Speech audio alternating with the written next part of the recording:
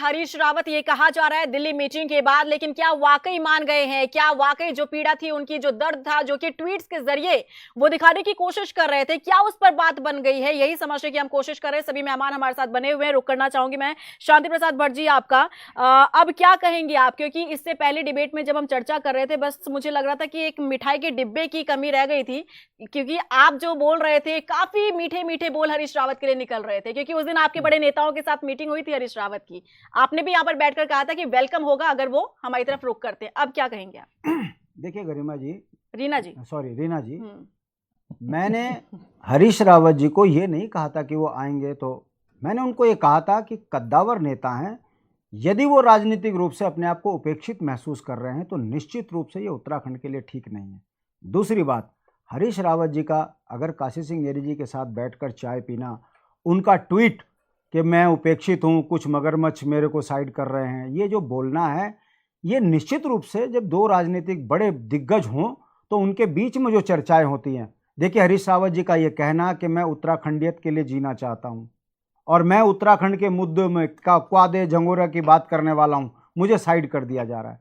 और मेरा सपना है कि मैं उत्तराखंड क्रांति दल के इंद्रमणि बडोनी के सपनों का उत्तराखंड देखना चाहता हूँ, ये मेरा लास्ट वो है और मैं उस सपने को पूरा करना चाहता हूँ। माननीय काशी सिंह गिरी ने भी कहा कि आपका कद बड़ा है, आपका निर्णय जो आप लेंगे वो राज्य हित में होना चाहिए।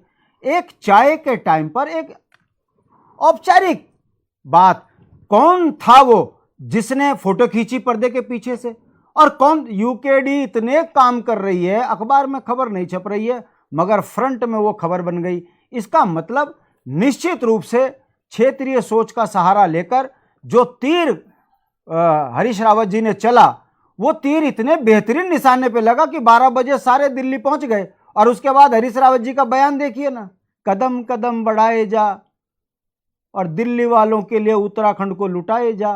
कितना बेहतरीन नारा उन्होंने दे दिया और कितना बढ़िया आश्वासन मिला। तिरसंगु बन गए, ना नीचे गिरे ना ऊपर टंगे, बीच में अटक गए। ये समझ नहीं आ रहा है कि जिन हरीश रावत जी ने पंजाब का उदाहरण देकर यह कहा था कि दलित मुख्यमंत्री मैं अपनी आंखों के सामने देखना चाहता हूं, अब क्यों नहीं कह रहे? वो कौन से कारण हैं कि आपको इस कांग्रेस ने मुख्यमंत्री बनाया, कैबिनेट मंत्री बनाया, सीनियर लीडर बनाया, उसके बावजूद भी आपके कारण, आपके राजनीतिक सोच के कारण आपके छोटे प्यादे एक दूसरे पे जूते पेजार कर रखी है। पूरे उत्तराखंड में शर्मसार स्थिति बन गई कि जिस व्यक्ति का इतना बड़ा दर्द था उत्तराखंड के लिए कि वो क्षेत्रीय दल के साथ बैठकर भी क्वादे झंगोरे की बात कर रहा था, और क्षेत्रीय नेताओं ने भी बड़ा दिल दिखाकर कहा कि यदि आप कोई निर्णय लेंगे तो वो राज्य हित में होना चाहिए। ये अनौपचारिक बात कैसे लीक हो गई? यानी कि आज राजनीति का इतना पतन हो चुका है कि आप घर में किसी को बुलाओ और उसके बाद उसको जो है तुम सार्वजनिक कर दो, और उसके बाद उसका लाभ लेकर आप ये कहने लगो कि राजनीति में मेरे को ही जो है मुख्य चेहरा बनाया जाए। ये बताता है रीना जी कि लोकतंत्र में आप एक उदाहरण नहीं, मैं 2007 में खंडूड़ी जी का भी उदाहरण देता हूं।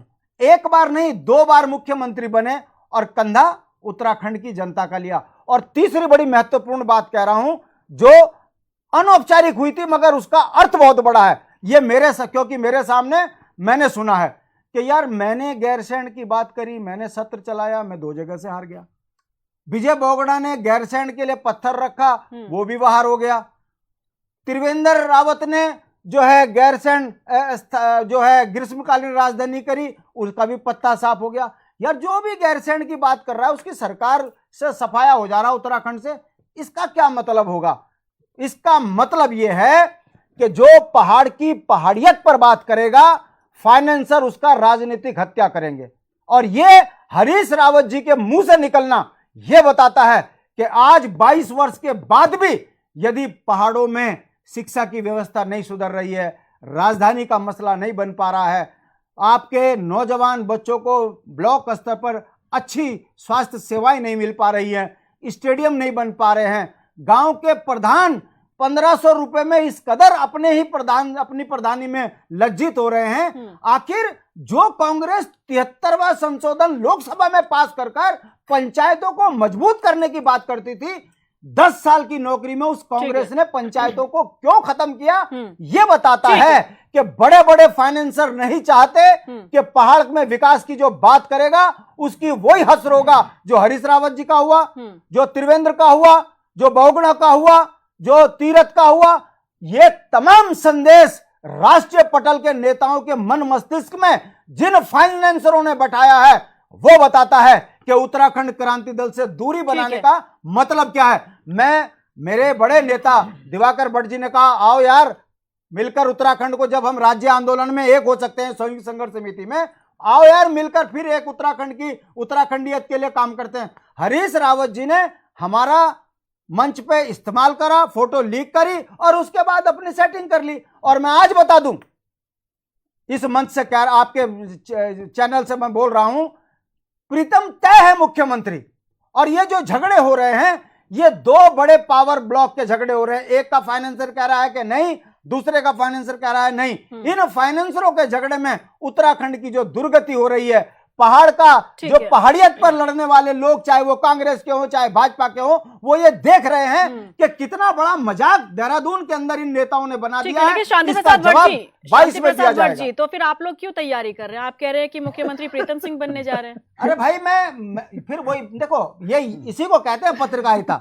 इनके झगड़े आज आपने, अभी मैंने तो नहीं बोला, अभी आपने कहा ना कि इनके कांग्रेस भवन में राजेंद्र साहब पर जो जूतम पैजार हुई है, ये यूकेडी ने तो करी नहीं। वहां किस बात का नौजवान बच्चों में झगड़ा, इसी बात का। वो कह रहा प्रीतम मुख्यमंत्री, वो कह रहा हरीश मुख्यमंत्री। विश्लेषण अब वो दलित नहीं रहे। जो हरीश रावत दलित प्यार दिखा रहे थे, वो हरीश रावत दलित के लिए कुछ नहीं बोल रहे। हमारा ये कहना है, फिर मैं ये कहता हूं कि हरीश रावत इस राज्य के सबसे सीनियर लीडर है। यदि कांग्रेस के अंदर उनकी उपेक्षा हो रही है तो ये लोकतंत्र के लिए ठीक नहीं है। हरीश रावत जी को आप रिटायर कर दीजिए, वो चलेगा, मगर नौजवान पीढ़ी को यदि इस झगड़े की सौगात आप देके जाओगे, ये लोकतंत्र में चलिए सभी सियासी दलों का यहाँ पर रिएक्शन जो है वो आ गया है। मैं चाहूंगी इस पर विश्लेषण थोड़ा सा यहाँ पर कर लिया जाए। नरेंद्र सेठी जी, क्योंकि आज जिस तरीके से हरीश रावत ने मीटिंग की, उसके बाद उनका बयान सामने आया, काफी लोग कंफ्यूज हो रहे हैं कि आखिर उन्हें अब ऐसा क्या मिल गया है जो कि अब वो संतुष्ट हैं, अब उनकी नाराजगी दूर है। रीना, चाणक्य नीति, राजनीति और उत्तराखंड की राजनीति, एक नई इजाद हुई है ये थ्योरी, उत्तराखंड की राजनीति। ऐसी राजनीति और कहीं देखने को नहीं मिली। अभी जैसे शांति प्रसाद भट्ट जी ने कहा कि ये तय है कि प्रीतम सिंह मुख्यमंत्री होंगे, तो आपने तो देखा नहीं, आप रिवाइंड करके इस डिबेट को देखिए। गरिमा के चेहरे पे ऐसी रंगत आई थी कि वो पहले मैंने देखी नहीं, जैसी कहा कि प्रीतम मुख्यमंत्री होंगे। बहरहाल देखिए, उत्तराखंड में जो वर्तमान के कांग्रेस के जो हालात चल रहे हैं, कांग्रेस को अब ये समझना पड़ेगा। हालांकि अभी जब कांग्रेस वहां से कांग्रेस मुख्यालय से बाहर निकल के प्रेस को संबोधित कर रहे थे हरीश रावत, तो उनके साथ में प्रीतम सिंह भी खड़े थे, यशपाल आर्य भी खड़े थे, तो एकजुट दिखाई दिए और चेहरे पे उनके मुस्कान भी थी कि शायद उन्होंने कुछ हासिल कर लिया। लेकिन मेरा अभी भी यह मानना है कि हरीश रावत जैसे नेता को समझना, अभी शायद प्रीतम सिंह जी को भी अभी 5 साल और लग जाएंगे और यशपाल आर्य जी को भी लग जाएंगे इतना ही समय। सहमत बिल। और जितनी गहराई में उत्तराखंडियत की बात, जैसे अभी शांति जी ने कहा, वो करते हैं, ये माना कि वो दिल से करते हैं, सब करते हैं, लेकिन उनकी जो चाहत है, कोई व्यक्ति अगर अपने मुंह से कुछ कहता है तो उसको समझना चाहिए कि ये कहना क्या चाह रहा है। उन्होंने मुंह से तो क्या कहा और सोशल मीडिया पे क्या कहा, शहर की दीवारों पे लिख दिया कि युवाओं की चाहत हरीश रावत, बेरोजगारों की चाहत हरीश रावत, विकलांगों की चाहत हरीश रावत। तो जब ये सब इस संदेश द्वारा ये पहुंच गया और तब पार्टी पूरी हिली, और उसके बाद जब उनको तलब किया गया सबको वहां पे, उसके बावजूद भी आपने क्यों एक्शन नहीं लिया हरीश रावत के खिलाफ? अगर आपको ऐसा लगता है कि उन्होंने अपने को प्रोजेक्ट कर दिया था मुख्यमंत्री के रूप में, वो तो आज भी कह रहे हैं, आपके चैनल पे कह के गए थे कि मैं तो या तो मुख्यमंत्री बनूंगा या घर बैठूंगा। बिल्कुल। अब इसके ऊपर वो कहें कि नहीं, गरिमा अगर ये कहें कि नहीं उन्होंने अलग मूड में कहा था और बाद में कुछ और कहा था, तो ऐसा नहीं है। आप बात को समझिए, उनके दिल को, दर्द को समझिए, उनके दिल के दर्द को।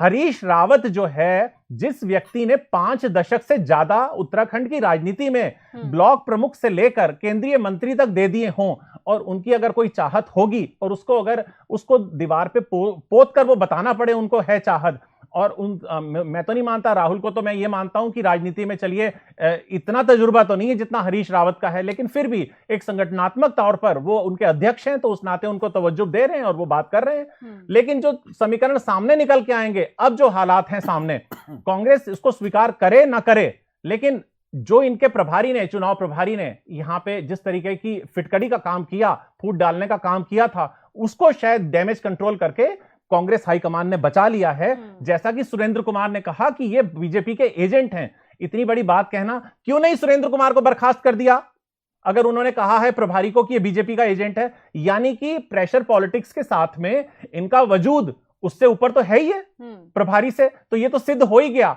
कि प्रभारी की हार हुई है और इनकी जीत हुई है। और इनके कैंप में जो इस समय के जो सूरत हाल है, उससे अब ये लगता है कि जो आगे की इनकी रणनीति होगी कांग्रेस की, जो ये अपना पूरा मॉडस ऑपरेंडी अपनाएंगे, उससे तय हो पाएगा, और साथ ही में टिकट बंटवारे को लेकर तय हो पाएगा कि ये सत्ता में आने के और ये सत्ता के गलियारों से कितना नजदीक है। अच्छा, ठीक है गरिमा जी, क्योंकि कल जब हरीश रावत आएंगे